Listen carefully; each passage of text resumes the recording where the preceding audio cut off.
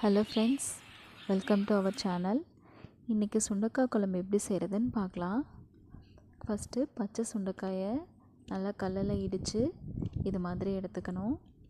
அதுக்கப்புறம் தண்ணியில் ஒரு 2-3 முறை நல்லா அலசிக்கணும். அலசி அந்த விதையெல்லாம் போனதுக்கப்புறம் அந்த சுண்டைக்காயை தண்ணியை வடித்து தனியாக எடுத்து வச்சுக்கலாம். மசாலா அரைக்கிறதுக்கு தேவையானதெல்லாம் பார்த்துக்கலாம்.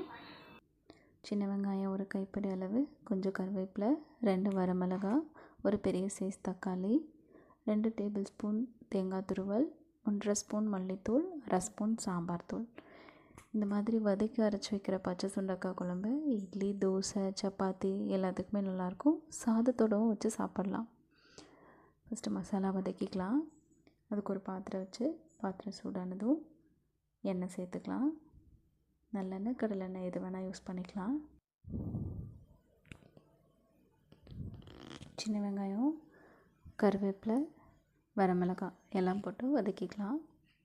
தக்காளியும் சேர்த்து நல்லா பச்சை வாசனை போக வரைக்கும் வதங்கணும். லைட்டாக உப்பு சேர்த்தோன்னா கொஞ்சம் சீக்கிரம் வதங்கும். நல்லா பச்சை வாசனை போக வதங்கினதுக்கப்புறம் மல்லித்தூள், சாம்பார் தூள் ஆட் பண்ணிக்கலாம். அதுக்கப்புறம் தேங்காய் துருவலும் ஆட் பண்ணிக்கலாம். தேங்காய் துருவல் சேர்த்ததுக்கப்புறம் அடுப்பை ஆஃப் பண்ணிடலாம். இது நல்லா ஆறட்டும். ஆறினதுக்கப்புறம் ஃபைன் பேஸ்ட்டாக அரைச்சிக்கலாம். இப்போ குழம்பு தாளிக்கிறதுக்கு சின்ன வெங்காயம், சுண்டைக்காய் போதும். ஒரு பாத்திரத்தில் எண்ணெய் விட்டு எண்ணெய் சூடானதும் கடுகு சேர்த்துக்கலாம். பெருங்காயம் சேர்த்தா இன்னும் வாசனையாக இருக்கும். நான் பெருங்காயம் சேர்க்கலை. அதுக்கப்புறம் சின்ன வெங்காயம், கருவேப்பிலை ஆட் பண்ணுறோம். வரமிளகாய் ஆல்ரெடி அரைச்சதுனால நான் சேர்க்கலை.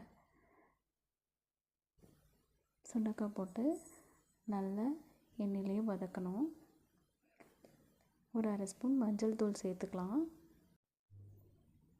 நல்லா வதங்கினதும் நான் வதக்கி வச்சுருக்க மசாலாவை ஃபைன் பேஸ்ட்டாக அரைச்சி இதில் ஆட் பண்ணிக்கலாம்.